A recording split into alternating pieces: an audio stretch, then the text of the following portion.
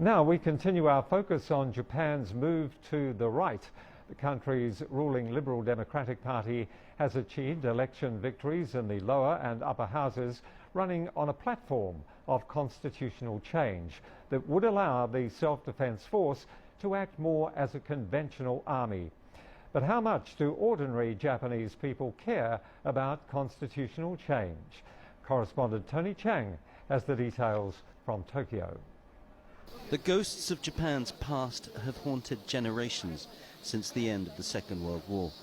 The issue of constitutional reform and restoring the military have left many ordinary people questioning whether they should be held accountable for the mistakes of the past. But Hiro is definitely not a rabid nationalist. He runs a small business selling surfing gear just outside Tokyo. Well-travelled, he understands the concerns that other countries have about the revival of Japan's military.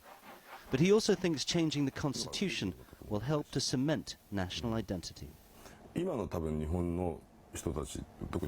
Young people today have neither pride nor any strong emotions towards Japan, but we should have pride and feelings for the nation, and let people overseas see it.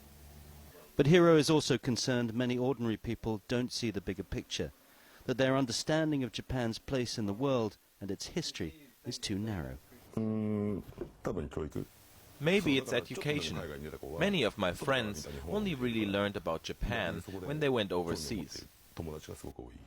It's a commonly heard concern that many people in Japan are politically apathetic.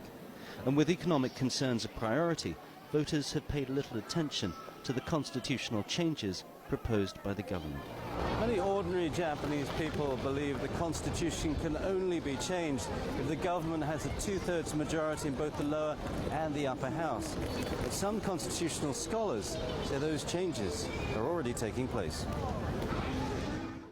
According to Yoshinori Nambo, changes to allow a functioning military are already underway.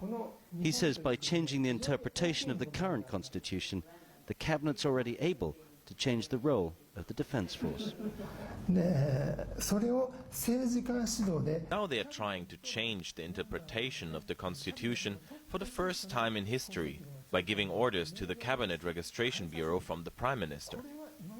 That could mean the process of changing the constitution is deemed unnecessary, and the checks and balances that require the approval of the Japanese electorate could be bypassed. Tony Chang, CCTV, Tokyo.